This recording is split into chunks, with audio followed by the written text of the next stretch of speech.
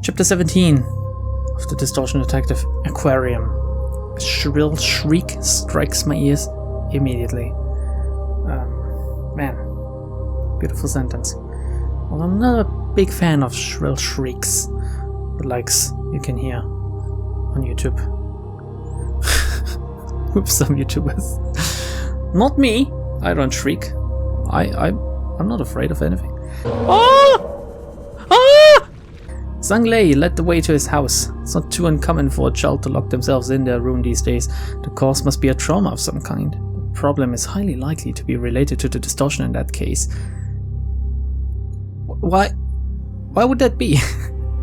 Have you ever noticed in what kind of shit world you live in, Moses? Besides, weird noises are coming from my daughter's room every night. Well, if you had a son, I would have an explanation, but maybe you should have some more respect for kids' privacy? Haha, it's nothing of that sort, ma'am. I've killed a whole lot of people in my life. I know the sounds of tearing flesh and breaking bones all too well. It's that gruesome and morbid noise, something that shouldn't be heard from a kid's room, seeping out along with my daughter's screams. And he has never thought of checking in on her while this is going on? Is he just listening in, thinking, oh, kids these days. I'm sure you've tried forcefully opening the door, am I correct? Sometimes I should just read on. Sure I have, but whenever I grab the doorknob or try to break the whole door, it always pushes me away. And the noise would get louder and more bruising the harder I try to open the door. I'm in a rough spot where I'm damned if I do and damned if I don't. How old is your child? How long has it been since she locked herself in? 17. She's been in there for almost 8 months now. Well, it's like a problem that takes care of itself, right? Only a few more months and she will be gone, maybe. And everything will be fine again. College entrance must be a concern as well if she's stuck in there instead of studying for it at school. Are people... This is... Wait, are we in a nest right now or not? Why would they care about college entrance? Man, she could be dead tomorrow. Eaten by sweepers or some other bullshit. Or by whatever the fuck ails her. Why would he care about her college entrance? You see, my daughter's Faye attending a virtual school. She's never missed a class until now, and her grades were fine last I checked. It's like these virtual YouTubers then, I guess. Like, not real. Virtual schooling. Students take lessons in a virtual space. It's a type of school preferred by parents who value the safety of their kids since they don't have to pass by potentially dangerous alleyways to get to school. An advantage shared by boarding schools. A parent like him who engages in violent work would especially pay more attention to the child's well-being. And there's one other thing my brain just can't understand. What would that be? Basic math? Water's leaking through the door. I don't know if it's blood or seawater, but some kind of liquid is flowing out bit by bit.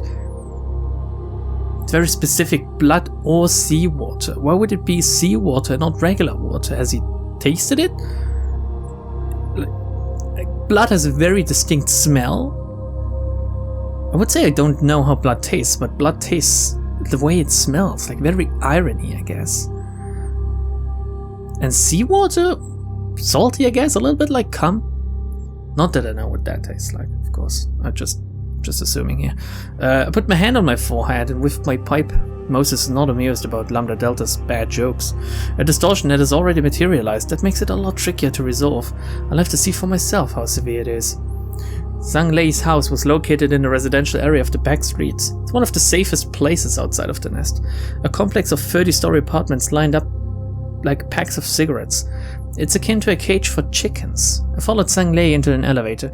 The lift slowly rises, creaking and rattling. His house is on the 18th floor. As the elevator doors opened, lamps in the hallway detected our presence and flickered on. Zhang Lei took a key out of his pocket to open the door to unit 1807. Wait, I can do that creak. Maybe you can hear it. My door is very like... No! It fixed itself! It was very creaky a few days ago. I can shut it if you want to. Give me a second. Just to get one sound effect out of the way. Oh my god, that was unsatisfactory. It didn't even completely shut. Just fell into place silently. I'm so sorry. I thought Secretary would be the only one I disappoint today. But no, I've let everyone down. The door opens with a sharp grating sound, and an unlit hall greets us. Again, I could be surfing like these websites with sound effects. But that would be too much effort for this, I guess. You live alone? Everyone has their stories, ma'am. Zhang Lei forced a bitter laugh. A shrill shriek strikes my ears immediately afterwards. Zhang Lei let out a sigh. That's the sound I was talking about. You thought his name was Fei. Fei? Is that how you pronounce it? I guess. Fei, was it? I walked to the room where the scream came from. What I was faced with was a giant aquarium in red.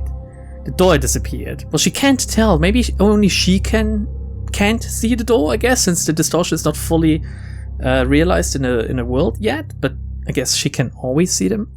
The door had disappeared. The room was full of red water about to overflow. Colorful aquatic plants lined the interior, gleaming in the light shining from above, as though there were a hole in the ceiling leading to the sky, which would, again, remember, make no sense since they're on the 18th of 30 floors. And the silhouette of something massive is slowly drifting afar. That's a weird shift in character. Check this out. Red water leaking from the door, just like what I told you. He's very gangstery again suddenly. It seems Zhang Lei can't see what's in this room. That means the materialization is not yet complete. We're both in luck. This seems to be the case of a phenomenon I'm an expert on. That's so? I'm counting on your help, Doc. Need to scroll. Zhang Lei bowed low to me. I have one thing to ask of you. I need you to trust me no matter what I do from here on out. What's about to happen won't be anything normal. He nodded. Standing before the room, I took a deep breath. This would get my mind as wet as a drowned rat. Why is she wet? I held my smoking pipe in my mouth. This red water is a manifestation of depression. I let out a white breath, which turned into a cloudy mist that shrouded me. I remember taking a similar request before. If I went into that room unprepared, I would drown in the melancholy of Fei. The white veil surrounding me protects me from such mental corrosion. Mental. And it's white. Damn, what a callback to Lobotomy Corporation, eh? Being soaked in someone's sadness is a dysphoric experience comparable to no other. I touched the barrier of water. Fei, I'm going in. I took a step into the room. My ears submerged along with the rest of my body, cutting me off from all external sounds. The inside is closer to a lake than a sea.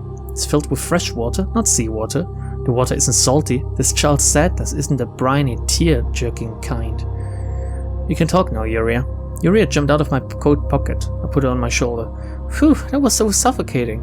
Because the taboo hunters after us, I forbade Yuria from speaking in most occasions. Him or others could be eavesdropping on us any moment. This space, it's quite similar to your workshop, isn't it? It certainly is. It's much bigger on the inside too. There might be something guarding this place, like the muscle bears in my atelier. You don't have Ezra's sunbait to protect you this time, so you'd better be careful. It's been quite a long while since I worked on a case without Ezra's help, now that I think about it. If it weren't for her, I would be long dead before I could solve half the cases I've dealt with. Guessing she got bored and fell asleep alone in a hotel room by now. This place is so eerie yet beautiful. Yeah, we should practice extra caution with beautiful distortions. The sound of laughter echoes from somewhere.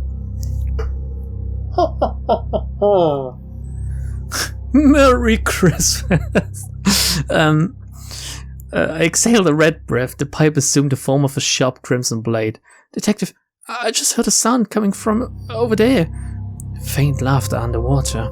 Yuria pointed to the right. When the sound is heard in a mysterious place... When the sound is heard in a mysterious place, should I approach the sound source or move away from it? Oh, it's a problem I still don't have a definitive answer to. Even after doing my job for so long, I'll have to trust my intuition in the end. I walked towards where the sound came from. Yuria, is there anything you can do to assist me in that body? Afraid not. Bold-faced little plushie. Just cursed at me in your mind, didn't you? Well, I can't assist you directly. I can provide you with a bunch of prototypes I've brought. I tried making ribbons for each color.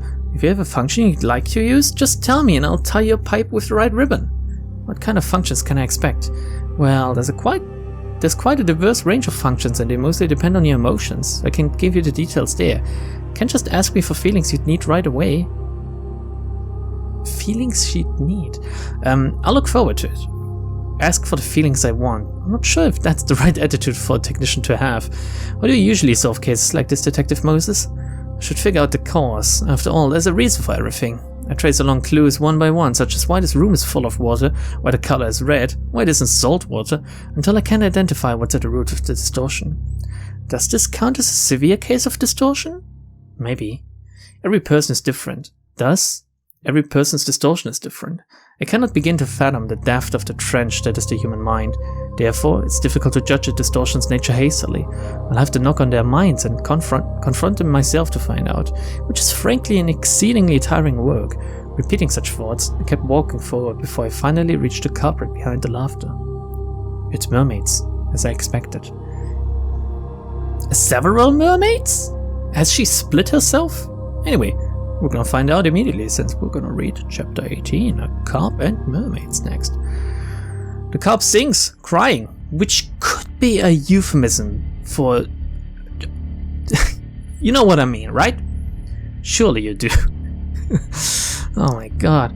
I don't know why my mind is wandering to that place so much today. Even more than usual. They're mermaids with the body of koi. The faces of humans on the bodies of colored carp. Their long hair flutters. Wait a second, how much is carp? How much is human? Is it literally just a fish body just with the face? Or is it like split half-half like regular mermaids? Which mermaid would you go for, by the way? Like that's a question that lets you define and judge a person's character, in my opinion. What kind of mermaid would you want to be with? A regular mermaid or a reverse mermaid? Do you want the top part of the woman's body or man's body? There are male mermaids, aren't there? Or do you want the bottom part of the male or female human body? I think I'd go for reverse mermaid. I don't know, just a feeling. I mean, there are very few games that let you... Actually, thinking of it, there's only one game with a reverse mermaid. But that's a 10 out of 10, so... That has convinced me. That big dumb fish was singing again, it's like she can't take a hint at all. Do you think it's lame how she writes cringy lyrics to sing with that voice? I would have been a much better singer if I wasn't born that size, don't you think so too? 3 mermaids are sitting around loudly chatting with each other. Their eye sockets are empty just like sung lays. Perhaps there's a linkage to be found between them. The 3 merfolk appear to be communicating with their voices alone, unable to see each other. One of the striking features of the merfolk is the power in their voice. Every mer person I've seen in my job possessed an ability related to voice, one type or another. Wait a second, so this is a common thing? People turning into mermaids? And the ability of these merfolk here seems rather straightforward. The words they loudly chatter become red thorns as they escape their mouths. The thorns are then shot towards somewhere. Sometime later, a sound could be heard from a distance. Actually, it's kind of curious how there wasn't a mermaid type abnormality in Lobotomy Corporation, right? There must be one in Limbus. I'm sure there is one in Limbus Company. Mind if I join you in your conversation? Someone is singing out there, I reckon? Who are you? Excuse me, but we weren't talking to you? Jeez, what's a stranger doing listening in on us? We're talking and laughing so loudly, we couldn't help but hear it. Crossing her arms, Yura rebutted.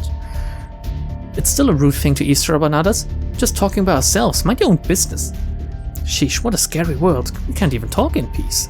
I apologize, we didn't intend to overhear it. Please understand that our ears had no choice other than to pick up the sound of traveling through the water. We need to know what's going on in this place, Yuri added. Did you come from above? One of the mermaids asked. We did come from outside, although we aren't from the above. I had a feeling we weren't from around here.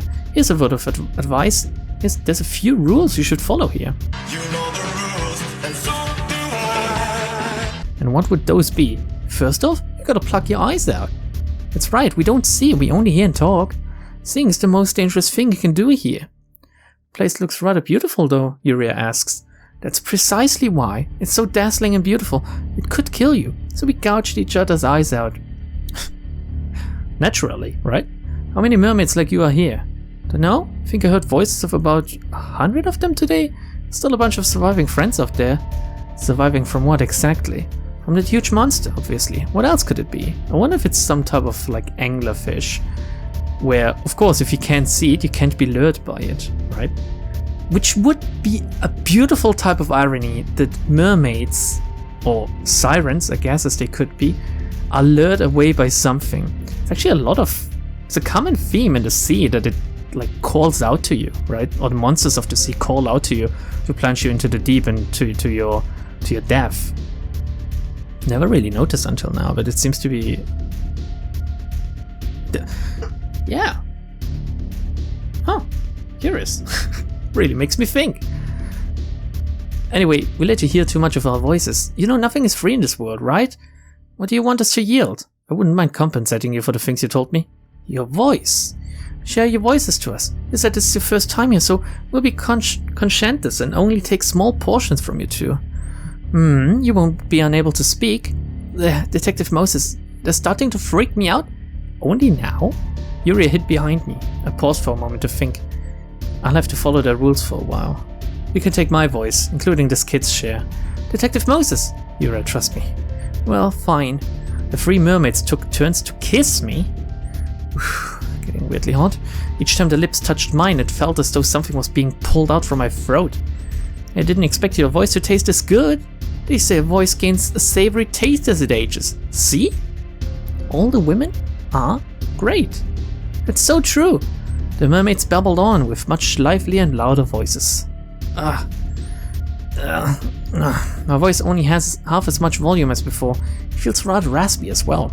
Detective Moses, are you alright? Yuria worriedly asked. Yeah. Let me tell you one more thing. You'd better not speak too much here. Not all mermaids will take voices gently like we do. You only have so much voice to spare. Then again, our existence would be pointless if we didn't talk, no? That's why we talk non-stop and look for more voices. Where can we find the giant fish you were talking about? It's where the screams are coming from, and the place that shines so brightly. It's headache-inducing. She's got a stupidly massive voice pocket, nothing else. Just never runs out no matter how much she sings.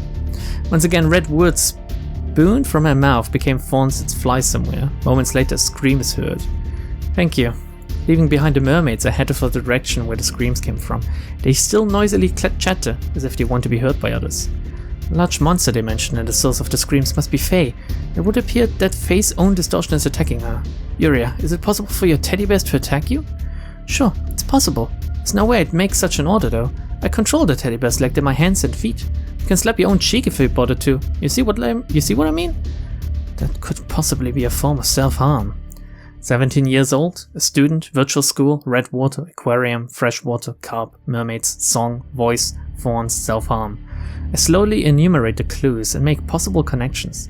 Discord with someone at school, delicacy of a child at puberty, desire for a beautiful voice, urge to sing, self-loathing, attempted suicide, severed relationships. There's still much leeway for guessing. This pool of red water was created from someone's blood. Bled from a wounded heart, most likely. Stagnant water means melancholy. The gloom is typically distorted in the form of water. Sadness full of sorrow manifests as seawater, usually with a deep blue hue. The subject often burrows deep into their own heart, setting the ocean depths. On the other hand, blood red water is a disruptive kind. This place can be compared to an aquarium or a shallow pond, a body of stagnant water glowing in bright powder pink that is neither dark nor deep. An aquarium of depression, a destructive impulse subtly rests. Repeating such thoughts in my mind, I slowly walked towards the epicenter of the sound. Whenever the screams paused, I spoke with blind mermaids passing by. With every mermaid talking about screams, I gain more information about where the source is located. As I get closer to the sounds, more red thorns quickly fly past me. I turn around to deflect the ones flying directly towards me with my sword as I advance. Not long after, I encountered a giant carp emitting a bright pink glow. I let out a sigh of relief. Finding the host of a distortion in the expansive space it has created is half the battle won. But now the true battle starts. Not knowing is half the battle after all. The carp radiated such a brilliant light it was akin to a gemstone. Myriads of red thorns are lodged in its body. The colossal carp lets out painful screams.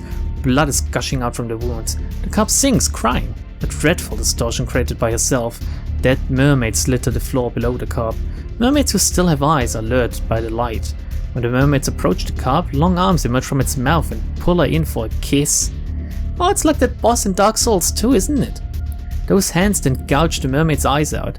Bleeding from the emptied eye sockets, the mermaid writhes and sinks to the bottom, unable to scream. Yuri and I were watching that scene with bated breath. All of a sudden, a red fawn gazed past my cheek and nailed itself in the carp. The white veil enfolding us pops, slowly doused in red misery. Without a shroud to protect the mind, the carp's reddish light directly enters my eyes. My mind is slipping in. I try to block the light with my palm. Yuria! Hand me a ribbon with the feel of enveloping something. Purple would be good. I can hardly speak at this point, my voice was so small and coarse. Here! I wrapped the ribbon Yura gave around the smoking pipe, and I exhaled a deep, violet breath.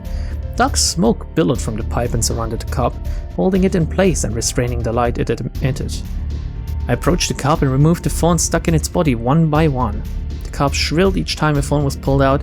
Piercing shrieks invoked visions of face past in my head. I wonder if the dude outside, like, what is he doing right now? Is he just listening in again? Wondering what weird... How did he perceive us entering the space in the first place? Did it just look like we were walking through a closed door or something? You wanted to sing. I pull out a thorn. You were always alone at home. I pull out a thorn. You became friends with fellow students who enjoyed your songs. I pull out a thorn. I wonder where this is going. You were happy that your friends would listen to the songs you wrote. I pull out a thorn. Those friends changed as time passed. I pull out a thorn. Your friends only liked you for your pretty voice. I pull out a thorn. They were only interested in your voice, not the songs you made. I pull out a thorn. You began to think that your friends were jealous of you for that reason. You thought you were being hated. I pull out a thorn. You were upset. Started hating your friends. Sounds like a her problem, to be honest. I pull out a thorn. That's why, Faye. Pushed away your friends one-sidedly. Pull out a thorn. You became all alone. Pull out a thorn. Faye, the mermaids that are inflicting pain upon you are illusions you created. Pull out a thorn. Created a space to feel hurt and vent your anger. Pull out a thorn. Maybe the malice your friends bear is an illusion as well. You'll never know until you have a heart-to-heart with them. But pull out a thorn. Doubt and anger fostered by presumptions you make on your own will only harm you. I continue to pluck out the thorns. My ears are bleeding. My consciousness is barely holding up. She can be categorized as a type who experience rejection from others. They create a space for themselves and swallow their anger inside it. Without a vent to dissipate the rage, the emotion will eat away at them. Makes sense, right? The last remaining thorn is pulled out. You'll face many hardships similar to this in the future. Please don't hurt yourself because of that. We need to have the courage to check the true feelings of others and ourselves. The process will surely be uncomfortable and painful, just like now. Feel free to contact me whenever you feel trouble with it. We'll ponder the matter together. Fuck, is Moses about to unlock a social link or something? I mean, she's directly helping her overcome her own shadow. Bloody water poured out of Faye's room. Faye and I were swept along by the flood and landed in the living room. Zhang Lei rushed to Faye and hugged her. That's another case solved. Still a few scales left on Faye's face, but this is a good enough outcome. Doc, I don't know how to express my thanks to you. Zhang Lei kept bowing to me to show his gratitude. Pay more attention to your child. I know your job keeps you busy, but you neglected her too much. Yeah, I really should. Thanks again, Doc. Someone bangs the door. It's 2 in the morning right now. I have a bad feeling about this. Zhang Lei pulled a potato from his dimensional glove. Doc, stay here for a moment. He headed to the entrance. I carried Faye on my back and returned to her room. The front door was knocked out of the frame and flown into the house with a loud noise. It's a person named Moses here! Vespa crap, bro. That's his voice. Well, who are you? Zhang Lei asked back in an intimidating tone. Vespa crap, bro. Associate Fix of LobCorp and a taboo hunter. Please spare me a moment, I have business to handle here. Let me guess, someone broke the taboo? Correct. Click, clack.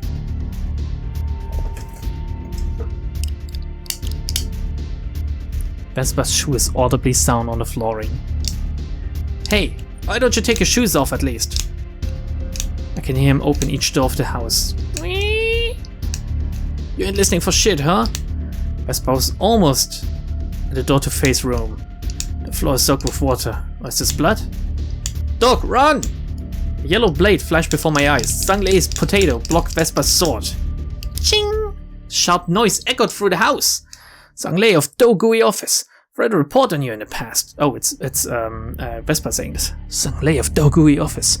Read a report of you in the past.